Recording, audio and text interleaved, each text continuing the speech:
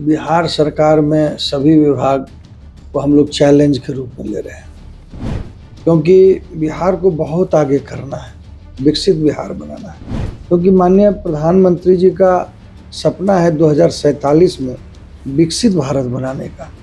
पूर्व मुख्यमंत्री नीतीश कुमार जी जंगल राज से मुख्यमंत्री बने थे हट के। बिहार में कहीं सड़कें नहीं थी। राज्य के किसी कोने से आने में 8 से 9 घंटा, 10 घंटा और सुरक्षित भी नहीं था। मुख्यमंत्री सम्राट चौधरी जी ने मुझे दायित्व दिया है और मैं स्वयं भी चैलेंज के रूप में इसको लिया। नमस्कार, लाइव सिटीज देख रहे हैं आप। मेरा नाम है आशुतोष और हमारे साथ बात करने के लिए हैं नवगठित बिहार कैबिनेट में मंत्री शैलेंद्र जी। पथ निर्माण विभाग जैसे चैलेंजिंग विभाग इनको मिला हुआ है। सबसे पहले बहुत शुभकामना आपको मंत्री बनने पे। चलिए, आपको भी बहुत बहुत धन्यवाद लाइव सिटीज को।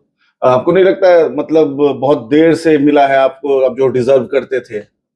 नहीं, ऐसी कोई बात नहीं है। देखिए, भारतीय जनता पार्टी का एक एक कार्यकर्ता डिजर्व करता है और जब समय आता है, पार्टी जब निर्णय लेती है तो उसको बखूबी निभाती है। जो विभाग आपको मिला है वो बहुत ही चैलेंजिंग है इस वक्त बिहार में। पिछले कुछ महीनों या 2-3 सालों की बात करें तो कभी खबर आती है कि यहाँ पुल गिर गया, करोड़ों की लागत का कहीं पे पुल गिर जाता है, कहीं रोड खराब की स्थिति होती है।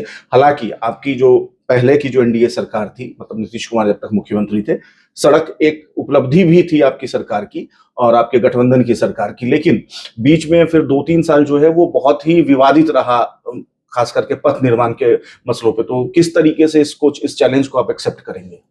देखिए, बिहार सरकार में सभी विभाग को हम लोग चैलेंज के रूप में ले रहे हैं, क्योंकि बिहार को बहुत आगे करना है, विकसित बिहार बनाना है। क्योंकि माननीय प्रधानमंत्री जी का सपना है 2047 में विकसित भारत बनाने का। तो उस हिसाब से सामूहिक निर्णय हुआ है कि हम लोग को हर विभाग को चैलेंज के रूप में लेना। लेकिन आपने जो कहा, ये पथ निर्माण विभाग, ये सही में चैलेंजिंग है। क्योंकि जब पूर्व मुख्यमंत्री नीतीश कुमार जी जंगल राज से मुख्यमंत्री बने थे हट के, तो बिहार में कहीं सड़कें नहीं थी और राज्य के किसी कोने से आने में 8 से 9 घंटा, 10 घंटा और सुरक्षित भी नहीं था। लेकिन वो उनके आने के बाद सबसे पहले वो सड़क का जाल बिछाए और अब तो 5 घंटे में राज्य के किसी कोने से राजधानी में आते हैं। तो उनके रोड मैप को हमारे बहुत ही मेरे मार्गदर्शक, मेरे गार्जियन स्वरूप मुख्यमंत्री सम्राट चौधरी जी ने मुझे दायित्व दिया है और मैं स्वयं भी चैलेंज के रूप में इसको लिया।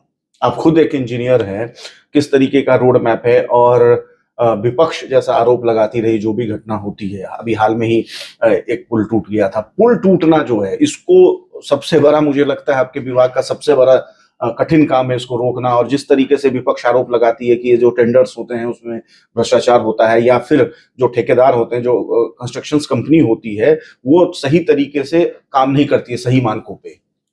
देखिए, विपक्ष के पास कोई मुद्दा है नहीं और बहुत मजबूत विपक्ष है भी नहीं। विपक्ष तो सत्ता पक्ष का आईना होता है, लेकिन कोई पॉजिटिव वे में वो अपने विपक्ष का निर्वहन नहीं कर रहा है।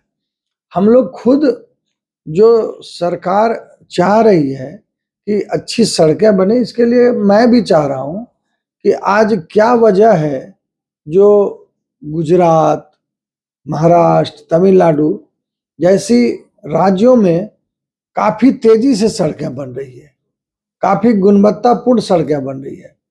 तो हमारी टीम जो है, सरकार की टीम, हम चाहते हैं कि महाराष्ट्र जाए, जो नितिन गडकरी जी ने वहां पर जो मॉडल पेश किया है उसका अध्ययन करे, ताकि हम अपने बिहार के सीएम साहब से बात करें, अपने प्रधान सचिव से, कि उसको क्या हम ला सकते हैं, यहाँ क्या गुणवत्तापूर्ण और फास्ट हम कर सकते हैं, ताकि बहुत काम करना है। इसलिए पूरी योजना, पूरी समीक्षा इस पर हो रही है और मुझे पूरा विश्वास है कि जिस भरोसे के साथ शीर्ष नेतृत्व ने मुझ पर भरोसा किया है, उस पर खड़ा उतरने का प्रयास करेंगे। सर, चूंकि अब ये तो आपके विभागीय प्रश्न था, 1-2 सवाल मैं ये पूछ लेता हूँ कि तेजस्वी यादव, कल उन्होंने एक सोशल मीडिया पे एक वीडियो पोस्ट किया जिसमें उन्होंने ये लिखा और वीडियो के माध्यम से उन्होंने कहा कि अगर बैलेट पेपर से चुनाव होगा तो भाजपा एक भी चुनाव नहीं जीतेगी। जिस तरीके से उनके एमएलसी प्रत्याशी को जीत मिली, तो इस किस तरीके से देखते हैं? बंगाल का चुनाव परिणाम आया, उस पर भी सवाल खड़े किए गए। बिहार के चुनाव में भी तेजस्वी जी ने कहा था कि वोट चोरी करके आप लोग जीत गए। ये बताइए कि उनको बोलने का कोई राइट है क्या? अभी 5 स्टेट में चुनाव हुआ है और जिस स्टेट में दूसरे दल के लोग अपनी सरकार बनाए, क्या वहां पर ये चुनाव आयोग नहीं था? ये कोई मुद्दा ही नहीं। उनके पास कहे ना कि उनको विजन ही नहीं है। राजनीतिक रूप से उनको विरासत में मिला है। लालू यादव लीडर थे, वो अच्छे लीडर थे, लेकिन इनको तो विरासत में मिला है। इनको कुछ करना नहीं, झूठ मूठ का सवाल उठाना है। ये और कांग्रेस के राहुल गांधी, ये दोनों केवल और केवल हमारी सरकार बनती है, हम जब जीतते हैं तो सब, और वही अगर अदर स्टेट में कहीं दूसरे जगह सरकार बनती है कांग्रेस की, तमिलनाडु में, केरल में, तो वहां के लिए क्या हुआ? वहां बैलेट पेपर नहीं था क्या? वहां पर ईवीएम नहीं था क्या? ईवीएम से वहां भी चुनाव हुआ है ना। आप ही बताइए, क्या ये सवाल करना उनका लाजमी है क्या? एक अंतिम सवाल है, और सवाल यह है कि अभी भी बिहार के कुछ ऐसे हिस्से हैं जो जहाँ पे सड़क नहीं पहुंच पाई है, कुछ हद तक पहुंच, मैं ये नहीं कह रहा हूँ कि अधिकांश हिस्से हैं, लेकिन कुछ हद तक ऐसे हिस्से हैं, दरभंगा के कुछ ऐसे हिस्से हैं, आप जिस क्षेत्र से आते हैं, कोसी, सीमांचल, अंग प्रदेश, जितने भी इलाके हैं, मिथिला, तो उस दिशा में किस तरीके से काम करेंगे? देखिए, आबादी के और क्षेत्रफल के हिसाब से काफी सड़कें बनी है, लेकिन जनसंख्या बढ़ रही है, आबादी बढ़ रही है, लोगों का बसावट बढ़ रहा है। उस हिसाब से हम लोग समीक्षा कर रहे हैं कि ग्रीनफील्ड सड़क बने, 4 लेन बने, 6 लेन बने। और अब तो हमारे मुख्यमंत्री जी का सोच है कि हम 3 घंटे में राजधानी पहुंचे, और उस पर पहल भी हो रही है।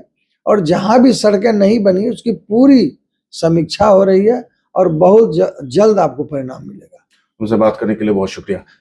तो कुमार शैलेंद्र जी थे, नए मंत्रिमंडल में इनको जिम्मेदारी मिली हुई है पथ निर्माण विभाग की, और एक बड़ी चुनौती है इनके समक्ष।